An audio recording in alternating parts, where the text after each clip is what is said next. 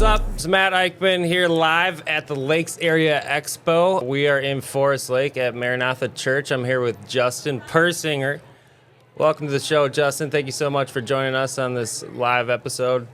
Why don't you go ahead and introduce yourself, and we can go ahead and get into a quick conversation about your business. All right, sounds good. Yeah, thanks for having me. I'm Justin Persinger with The Expert Co., premium roofing specialist, where we focus on premium metal roofing and other types of premium roofing products, whether it's synthetic shingles, cedar shake shingles, and things like that. So, and you've been in business since 2020.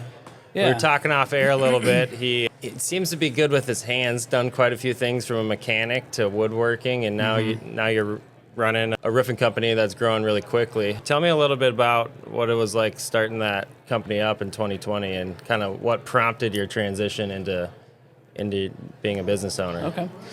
Yeah, I guess so. I've had my LLC since 2009, and I was a subcontractor for years, and then I ended up becoming an employee at a local company in New Brighton, and I just realized I had this urge to just run things myself for a long time, and then it just came to a point where my position actually got terminated right before the pandemic hit. Really?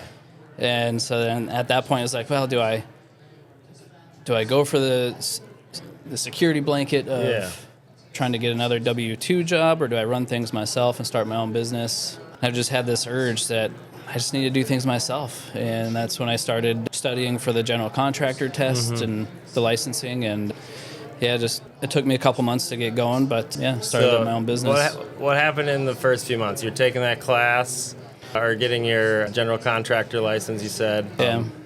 Were you going into marketing and doing all that, or slowly? What were those first steps you had to take? The first steps was just trying to figure out what I wanted to do, and I guess what my purpose was in running things myself. And what was it? It was just to not feel tied down to another company, and I just like to work my own way and have that control. Yeah, kind of have that freedom too, just to kind of, if I feel like I need to work a little bit differently, if I want to work from home, I can do that. I know at the pandemic everybody was working from home, but yeah, just the flexibility is kind of what I was looking for, and the freedom to... You made that happen. So now, like your day-to-day in 2024, what's that look like compared to what it was like when you were working with somebody? Yeah, so today in 2024, it's been 4 years now, and I guess day-to-day it's nice. There's a steady stream of emails and project requests, whether it's roof leaks or condensation leaks during the winter season. There's been a steady stream of work coming So you're staying busy even when there's snow on the roof. Yep. Yeah. I used to do interior work in the winter time as far as installing kitchens and doing trim work, windows. Okay. But the past couple of years, I've just been focusing on growing the roofing side. Okay. And even in the winter time, there's, roofs need to be shoveled off. There's ice dams that cause issues to roofs. So you do ice dam removal and all that as well? Yep. Yeah. We had a big push to get into that this year after last year's crazy snow. And right. We got a brand new machine just sitting there. Okay. I mean, there's been no need for it this year, Okay, so going into starting your own business, tell me how you got your first sale. What was the first time somebody paid you for a roof? Boy, I don't even remember. I guess it just kind of happened. Is it insurance claims? Is it Yeah, it was. Oh, it was actually. So I got a lot of work through the Nextdoor app, and so as I started promoting my business, the first one was actually a detached garage roof in Minneapolis, and just looking at the roof to see if it could be repaired or replaced, and it so you was were in just bad getting shape. supported by the local community. Yep. Through Nextdoor. Yeah, Nextdoor has been helpful. I'd gone some of the routes as far as joining up on Angie's, which wasn't successful. Thumbtack was another great resource. I received some leads. So these third-party kind of marketing platforms that remarket for you. Are you still using those same platforms for getting your leads? Have you built out a SEO strategy or anything like that? Not yet. I still get a few leads from both those resources, but it hasn't been super resourcewful this year. So last year was pretty good, So how do you get your leads now? Most of them are referral based, and some networking groups and networking with some other business owners and getting the referrals that way. Yeah, that's how we got hooked up. Right? We met Danielle at Biz to Biz. Yep. Correct. Tell me a little bit about what biz to biz is. Okay. Kind of rhymes. Yeah, biz to biz. It's a great business network. We meet once a week every Tuesday morning at the Centennial Library, and there is a structure to it as far as sharing commercials about each of our businesses. There's sometimes 20 to 30 of us each Tuesday morning, and we talk about our successes and do some learning as well. Learn some, I guess you could say, business mentorship lessons. Just like being in proximity to other business owners or people involved in business allows you kind of iron sharpen iron, right? And everyone improve themselves. Mm-hmm. So are there other organizations like that you're part of as well, or is biz to biz kind of your main focus? Biz to biz is the main focus. There is one other one called Lead that I'm a part of as well. That one meets every first and third Wednesdays. I used to be a part of a B&I group when I lived in Colorado, and haven't joined one since I've been here in Minnesota. But that networking component's kind of been a strategy to getting referrals overall for you, which sounds like that's your big lead source, right? Yeah. I'd say it accounts for about a third of the business right now. Yeah. So your goals for 2024, I know we were talking off air. You're looking to hire, right? A couple people. Yeah, Tell me about your thought process around that and why you need to hire. Yeah. Past couple of years been working 100-hour weeks. Haven't taken a vacation in a few years, and I'm just kind of is there like some burnout, or you don't want to burn out? Yeah. Had some stressful projects to end out last year, and both of them finally just wrapped up last week, so it's kind of a relief, but it's come to one of those pain points where it's, do I try and keep doing things myself, or do I grow and try and expand somehow?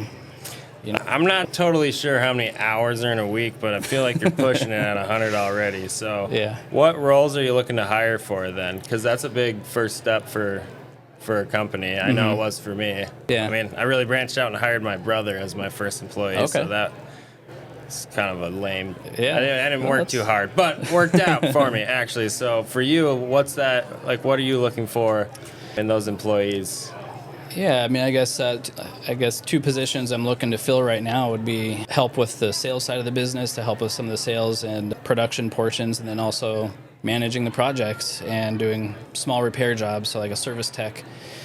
And kind of what I used to do for a company, I was a project manager and a service tech in one, and so I'm kind of looking for someone to fill that role, so I can focus on the business and running production and then bring on the sales So are you staff. looking for people to grow with you? And because my understanding of that market and a lot of like the bigger type of trades or remodeling is like sales drives everything, right? Oh, yeah. So if you have more sales people, even if it's a low conversion rate or a low sales total, you're selling something. That's the whole business. And then do you have a team internally that you're doing the work, or are you just out, like you're working with a crew to get that work done, or kind of what's the process for you there? Yeah, so I have my subcontract crew to help with the roof installations and siding replacements, the larger projects, but looking for that person to fill an internal labor role that can help with the smaller siding repairs, roof repairs,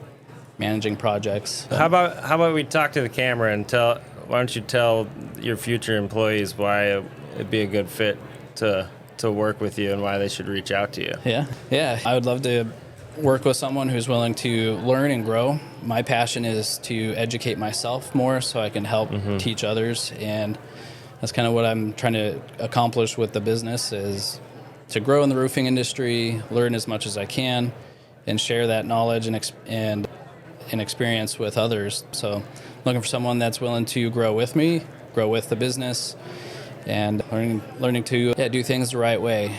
I'm very passionate about, I guess, the finer details of how projects get done, coming from a finished carpentry background. Even when it comes to roofing, roofs can be quote-unquote slapped on. Oh, yeah. But there's a lot of minute details that go into a roofing project that can lead to water damage in a heavy rainstorm. So, those are the things that I focus on. Make sure having shingles on the roof doesn't necessarily accomplish the job. Like there's other things you got to think about. Yep. So you said you're passionate about educating yourself. Tell me a little bit about how that's contributed to the growth of your business. Yeah, so I guess one of my experiences is I'm a certified home inspector as well, and Okay.